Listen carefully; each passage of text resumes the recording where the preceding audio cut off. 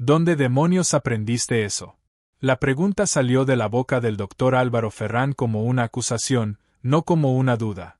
Frente a él, sobre la camilla, un hombre agonizaba con una herida que ningún manual de urgencias explicaba cómo tratar.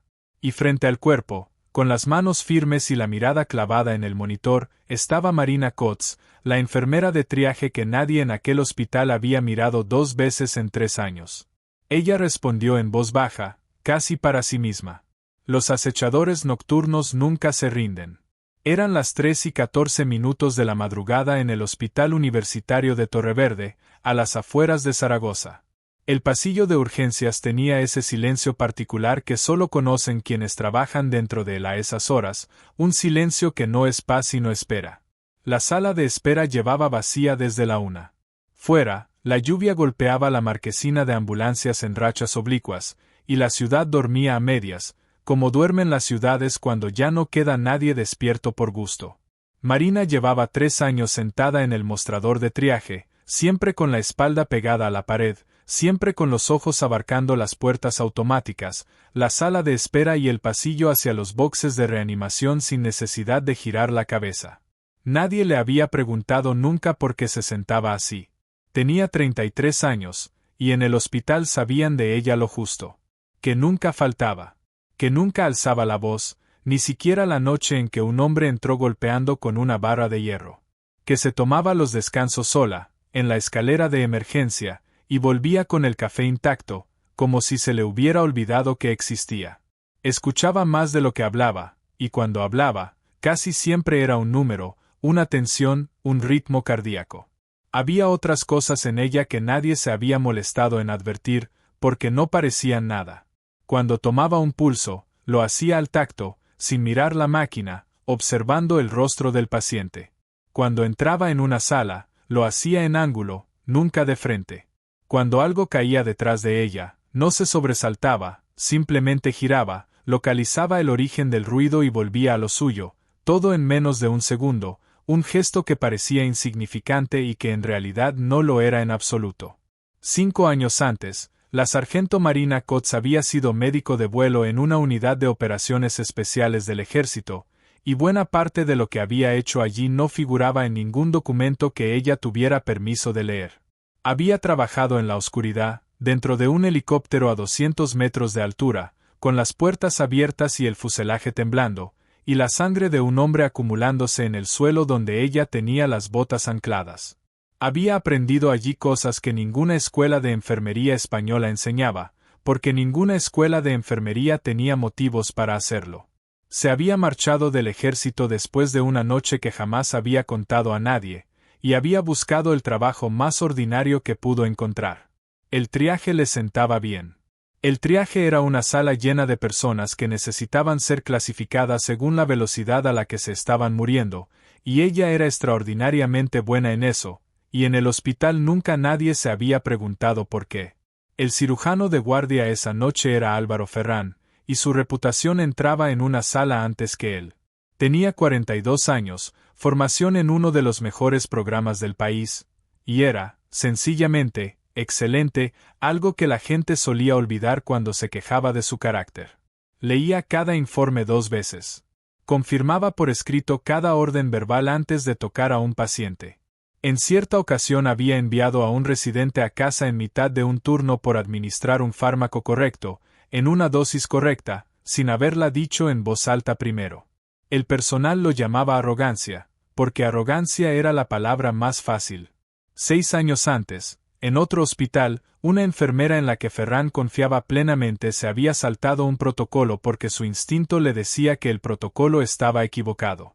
Aquella noche, el instinto había fallado. La paciente había muerto, y Ferrán había sido quien se sentó después con la familia, y quien firmó el informe cuando llegaron los abogados. Nunca hablaba de aquello. Simplemente no permitía que ocurriera nada en su servicio que él no hubiera autorizado en voz alta primero. A las 3:18, un sedán oscuro entró en la zona de ambulancias por el sentido contrario, subió el bordillo y se detuvo. 2 hombres bajaron, abrieron la puerta trasera, arrastraron a un tercero hasta el asfalto mojado y lo dejaron allí. El coche había desaparecido antes de que las puertas automáticas terminaran de abrirse. Nadie imaginaba todavía que aquel cuerpo tirado sobre el hormigón estaba a punto de destapar un secreto que llevaba 5 años enterrado, ni que esa madrugada terminaría con un oficial de inteligencia militar exigiendo que se cerrara todo el hospital. Nadie tenía nombre para el hombre tendido sobre el asfalto, ni cartera, ni documento alguno en los bolsillos. Rondaba los 40 y tantos, ancho de hombros, con canas en las sienes. Marina ya caminaba junto a la camilla con una mano en su cuello antes de que terminaran de subirlo, y para cuando llegaron al box de reanimación, ella ya tenía el dato que necesitaba y que no le gustaba nada. La herida estaba justo debajo de la clavícula izquierda, dentro del hombro, y entraba sin salir. Era un punto que lo complicaba todo a la vez. No había nada donde atar un torniquete. No había nada firme debajo para comprimir el vaso. La sangre no se derramaba de forma dramática sobre la sábana, y eso era exactamente el problema, porque se estaba yendo hacia el interior del tórax, donde nadie podía verla ni detenerla. Ferran estaba en el otro quirófano, con una perforación intestinal, desde hacía más de una hora. El médico de guardia en planta era un residente de segundo año llamado Tomás Iríguez, de 29 años, que llevaba 22 horas sin dormir, con las 2 manos sobre el hombro del paciente presionando con todas sus fuerzas, sin conseguir absolutamente nada. Marina lo dijo en voz alta, tal como le habían enseñado a decir las cosas. Subclavia, sin punto de compresión posible, se le está llenando el tórax. Iríguez no levantó la vista. Dijo que había avisado a cirugía vascular y que venían de camino. Lo repitió 2 veces, y la segunda vez su voz subió medio tono mientras el número en el monitor bajaba 9 puntos. Nadie iba a llegar a tiempo, y Marina lo supo desde la puerta, con esa certeza que solo se tiene cuando ya se ha vivido lo mismo en otra sala, en otro país, con otro hombre en el suelo. Se giró hacia el carro de material y sacó algo que no pertenecía a cirugía de trauma en absoluto. Una sonda vesical, de esas que se usan para drenar la vejiga, todavía en su envoltorio estéril, junto con una jeringa, suero, una pinza y cinta adhesiva. Introdujo la sonda siguiendo el trayecto de la herida, más allá del punto donde las manos de Iríguez llevaban minutos sin lograr nada. Después tomó la jeringa e infló el balón de la punta con 30 mililitros de suero, mirando el rostro del hombre mientras lo hacía. Cuando el balón se asentó contra el vaso desgarrado desde dentro, ella lo sintió detenerse, igual que un corcho se detiene, y pinzó la sonda, la fijó con cinta y cerró la piel alrededor con la mano libre. Todos en la sala se quedaron mirando el monitor, y el número dejó de caer, se mantuvo suspendido unos segundos que parecieron eternos, y después empezó a subir. Ferran entró en el box a las 3:25. Su propio caso se había cerrado 3 minutos antes, y había dejado el cierre a su residente senior en cuanto sonó el teléfono del quirófano, porque Iríguez finalmente había llamado arriba en vez de insistir por tercera vez con cirugía vascular. Se detuvo al pie de la camilla y miró el pecho del hombre, la tensión sosteniéndose, el color regresando al rostro, aquel objeto improvisado clavado en la herida que no tenía ningún derecho a estar allí y que, sin embargo, funcionaba a la perfección. ¿Dónde demonios aprendiste eso?, preguntó. Marina seguía mirando al paciente. Respondió tan bajo que solo Leire Anzola, la enfermera que estaba a 1 metro de distancia, alcanzó a escuchar la frase entera. Los acechadores nocturnos nunca se rinden. Ferran no preguntó qué significaba aquello. Tampoco dio las gracias. Se limitó a inspeccionar el sellado, confirmar que el balón estaba bien asentado, ordenar que prepararan quirófano, y trabajó durante la siguiente media hora junto a una mujer con la que no volvió a cruzar palabra. A las 4:04, con el vaso ya reparado y el paciente subiendo a planta, Ferran entró en la sala de informes y redactó un parte para la dirección médica describiendo un procedimiento realizado fuera del ámbito de la enfermería, y escribió el nombre de Marina Kotz en el espacio correspondiente. El ascensor se abrió a las 4:08, y de él bajaron 3 hombres que no pertenecían a ningún hospital. El que iba delante, de unos 38 años, vestía un abrigo gris que no lograba disimular el modo en que lo llevaba puesto, y mostró a la enfermera de recepción una credencial del Centro Nacional de Inteligencia, preguntando por el servicio de traumatología por su nombre exacto. Se llamaba Adrián Roig, tenía rango de comandante, y no había conducido bajo la lluvia a esas horas porque un hospital hubiera presentado un informe sobre una enfermera. Había conducido porque una huella dactilar tomada rutinariamente al ingreso acababa de coincidir con un archivo que se suponía cerrado para siempre, y lo que ese archivo contenía estaba a punto de cambiar la vida de Marina Coates para siempre. El hombre de la camilla se llamaba Ricardo Selva. Había sido sargento de operaciones especiales del ejército español, especialista en explosivos, y llevaba 5 años figurando en los registros como fallecido en acto de servicio. Ahora trabajaba para una organización llamada Grupo Corbex, que no aparecía en ningún listado público, y que en ese momento estaba en posesión de algo que había desaparecido de un polvorín militar en Teruel 3 semanas antes. Roig encontró a Marina en el pasillo frente a la unidad de reanimación, con Ferran 10 pasos detrás de ella y Leire en la puerta del almacén de material, y allí hizo lo único que nadie en aquel hospital había hecho jamás. «Sargento Coates», dijo. Ferran levantó la cabeza de golpe. Leire dejó la mano suspendida sobre la balda que estaba alcanzando. En 3 años, nadie había pronunciado esas 2 palabras junto a ese nombre, y en ese instante, la mujer con el uniforme de enfermera dejó de ser, para los dos, alguien que conocían. Marina escuchó el rango, y después escuchó el nombre del hombre al que acababa de salvarle la vida, y el segundo golpeó mucho más fuerte que el primero. 5 años antes, en una noche fuera de Kandahar, una mina direccional había sido colocada contra un muro, en una ruta que su tripulación sobrevolaba 2 veces por semana. La habían colocado con conocimiento exacto de dónde el helicóptero iba a virar y a qué altura, y la había colocado un español. 3 compañeros suyos habían muerto contra aquel muro, y ella llevaba 5 años sin pronunciar sus nombres en voz alta. El hombre cuya sangre todavía se secaba en sus antebrazos era quien había puesto esa mina allí. Roig no había ido a observar, había ido a trabajar, y le explicó a Marina lo que valía el hombre de la planta de arriba. 3 semanas antes, un polvorín cerca de Teruel había registrado un faltante en un recuento rutinario. Faltaban 18 kilos de explosivo plástico y una caja de detonadores no eléctricos. El papeleo estaba impecable, los precintos intactos.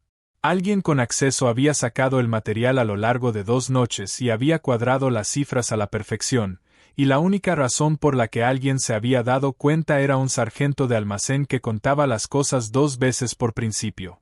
Las huellas de Selva lo situaban dentro de esas instalaciones la segunda noche, y Selva era el único ser humano con vida que sabía dónde había ido a parar ese material después. Roig lo dijo sin rodeos, como hablan los hombres que ya han decidido decirlo. Los que lo dejaron tirado en la zona de ambulancias no intentaban salvarlo. Intentaban deshacerse de él en el suelo de otra persona, sin nombre, sin cartera, para que muriera enterrado bajo un número. Tiene que seguir con vida, dijo Roig. Cueste lo que cueste. Es el único hilo que nos queda, y se acaba esta noche.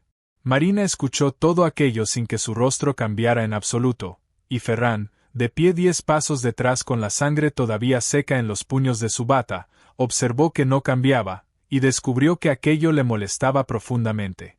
Había pasado 6 años construyendo un servicio donde nada ocurría sin que él lo hubiera autorizado en voz alta primero, y en el espacio de 50 minutos, una mujer de su planta había realizado un procedimiento que él jamás había ordenado, y un oficial de inteligencia había entrado en su hospital dirigiéndose a ella con un rango que no figuraba en ningún expediente laboral. Elena Marchal llegó a las 4:22, sorprendentemente rápido para una directora de riesgos a la que habían despertado en su casa de Zaragoza capital.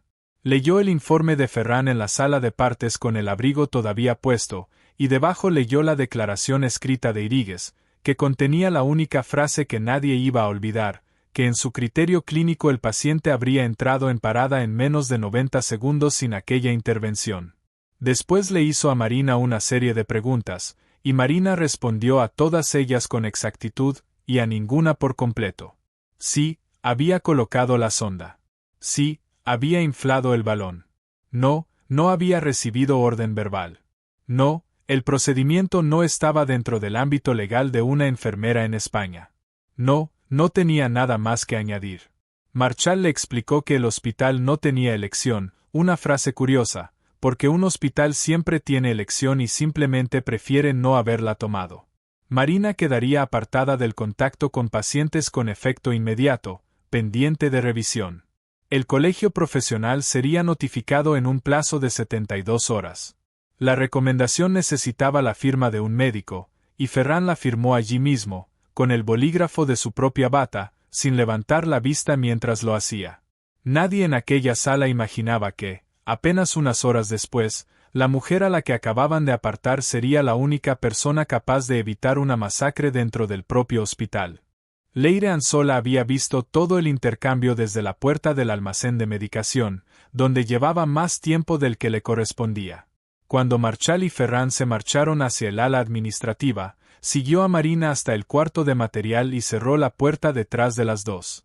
Llevaba desde las 3:25 atando cabos, y tenía casi todo, y lo que no tenía lo había adivinado. Había visto a una mujer con la que trabajaba desde hacía 3 años pasar de largo cada instrumento de un box de trauma para coger una sonda vesical y usarla para detener una hemorragia arterial, sin dudar, sin consultar nada, sin preguntar a nadie.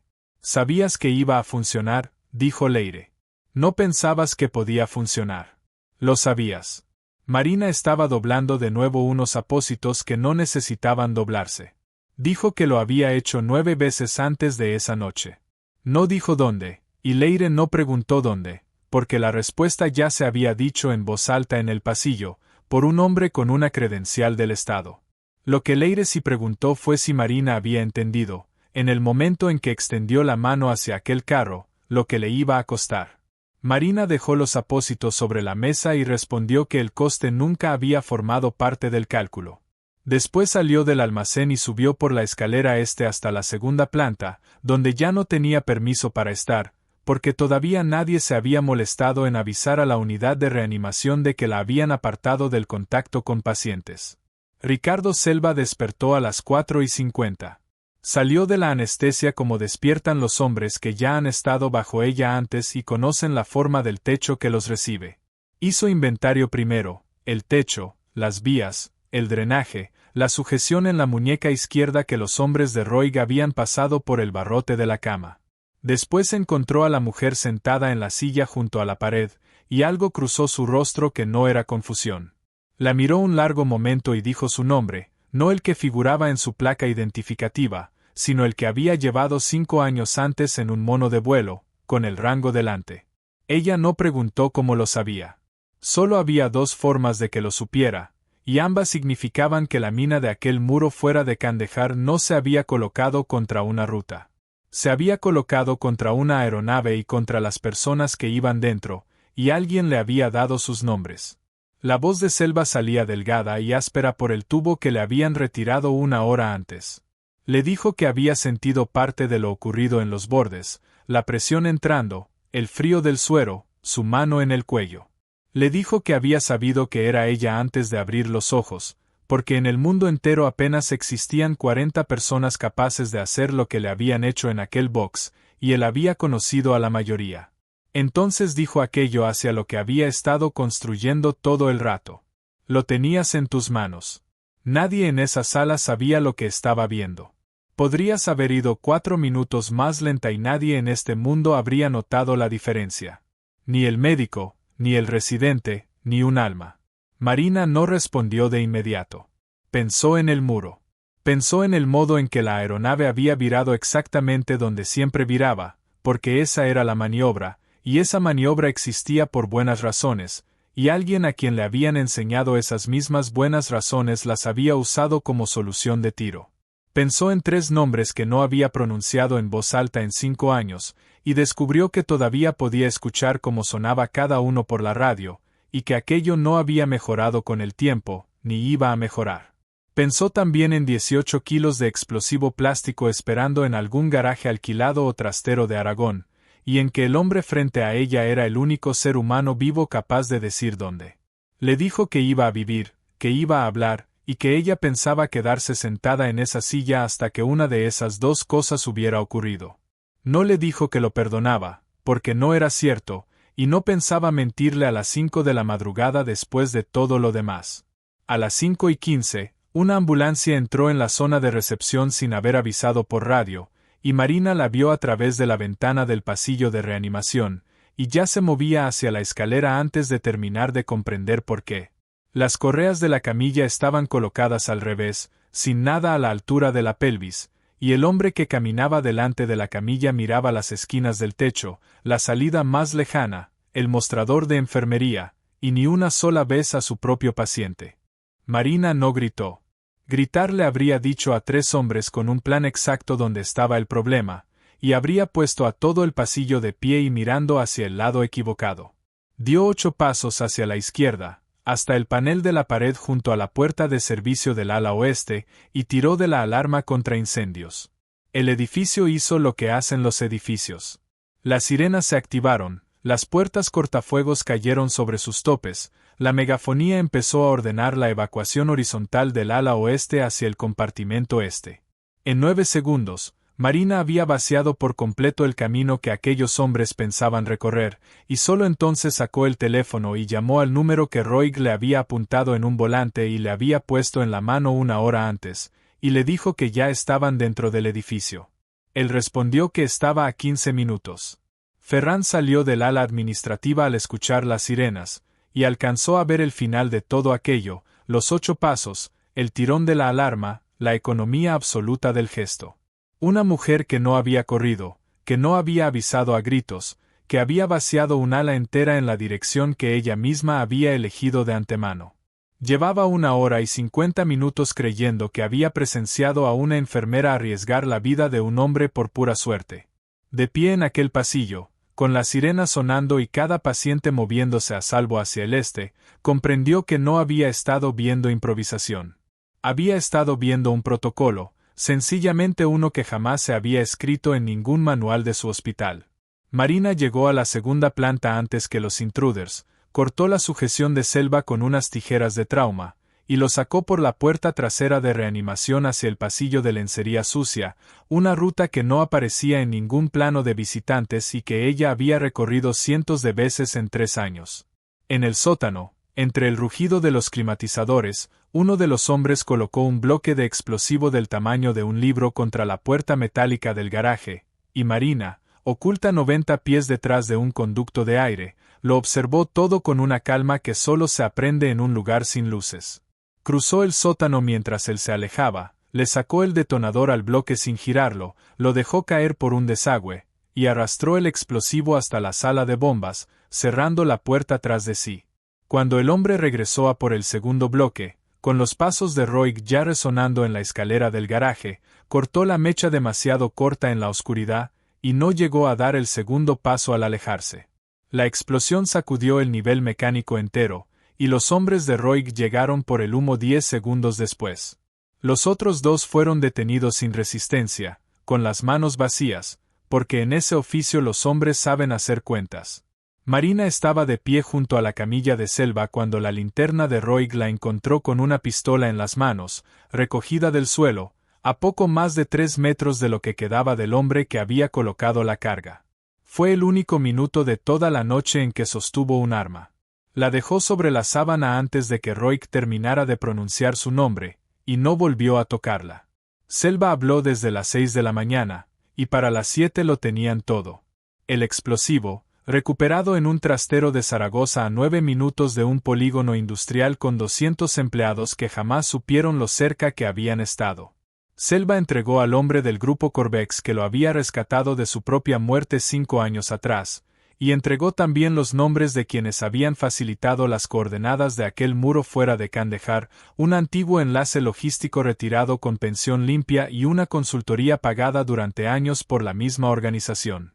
Ferran reescribió su informe esa misma mañana, atribuyéndose la orden verbal del procedimiento, cerrando así toda investigación contra Marina antes de que Marchal terminara de colgar el teléfono. Cuando Marina se quitó la placa de identificación y se la entregó en el pasillo, él solo dijo que ningún protocolo de enfermería contemplaba lo ocurrido esa noche en el sótano. Ella salió por la puerta de ambulancias cuando el cielo empezaba a aclarar sobre Zaragoza, y Roig la esperaba fuera, sosteniendo la puerta abierta, diciéndole que les quedaba un camino largo por delante. Marina caminó hacia la calle porque los acechadores nocturnos nunca se rinden, y lo que vale la pena llevarse de esta historia es esto: en cada edificio al que entras hay alguien como ella, sentado tranquilamente en un mostrador, cargando algo que nadie a su alrededor se ha molestado en preguntar. Decidimos quién es la gente por el uniforme que lleva puesto ese día, y nos equivocamos constantemente.